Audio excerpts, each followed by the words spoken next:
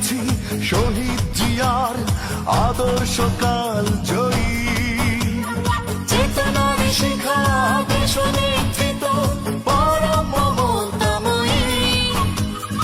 আল্লাহতে আছে পূর্ণ ঈমান, আমাদের ভয় কিসে? ফুটবে নতুন আশার আলো সোনালী ধানের শীষে। বন্ধু সাথীরা এক মনে মিলেছি সবাই এসে, এক মোহনায় মিলেছি সবাই এসে।